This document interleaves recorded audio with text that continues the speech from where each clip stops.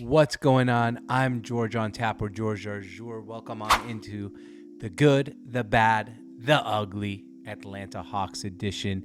Today we're going, our first ever good, bad, and ugly. So this series is going to be about NBA teams at first, and if it hits well and does well, we're going to go on to MLB and NFL teams next. But before we get started, do me a huge favor and hit that like and subscribe button, and let's get it started. So for example, the Atlanta Hawks, right? This franchise hasn't won an NBA Finals. This franchise is not one of the best franchises in NBA history. Right now, they do look like they might have a promising future with their two high-profile guards in Trae Young and in DeJounte Murray. But let's go back in time. Let's talk about first with the Atlanta Hawks, the good. All right, so Dominique Wilkins is obviously the good, or, as he's known, the human highlight film. He spent the majority of his career with the Atlanta Hawks. He was a 9-time All-Star, scoring champion, and he's a member of the NBA's 50th anniversary team and the 75th anniversary team. He's the Hawks' all-time leading scorer with almost 27,000 points. He led them to the playoffs 8 times, and he's one of the most exciting and dynamic players of his era, and he's like a big fixture in Atlanta, right?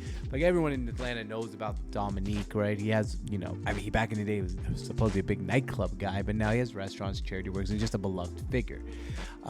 He has some of the most memorable moments in Atlanta Hawks history, including the 1986 Slam Dunk Contest and some memorable playoff performances against the Celtics. So overall, he's probably the best thing to ever happen to the Atlanta Hawks. Next, let's go to the bad. And I'm sorry to say this, Joe Johnson, you're bad. Look, Joe Johnson was a great player for the Atlanta Hawks. I don't want to even say he was a bad player, but the bad is when he re-signed a $123.7 million extension. He had helped the Hawks get to some prime moments that they hadn't got to before, including a number 1 seed. So he's worth every penny of the $70 million he got from the team in 2006.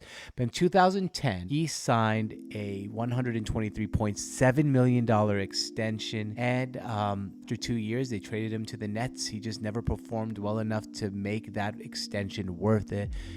So I'm sorry, Joe Johnson, but you are definitely on the list of the not so good here. Next.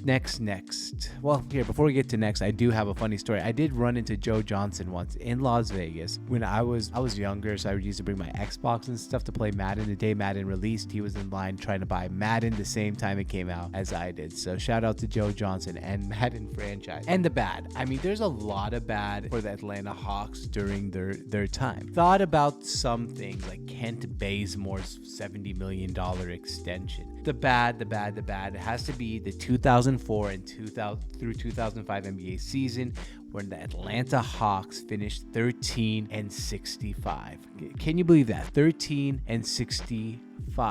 And who is the best players on that team? I mean, there was not. Mike Woodson was the head coach. They had this lineup is insanely bad. Kenny Anderson, John Barry, Josh Childress, Boris Diaw, Al Harrington. The leading scorer on that team, and you probably don't remember him even on the Atlanta Hawks, was Antoine Walker of 19 points a game.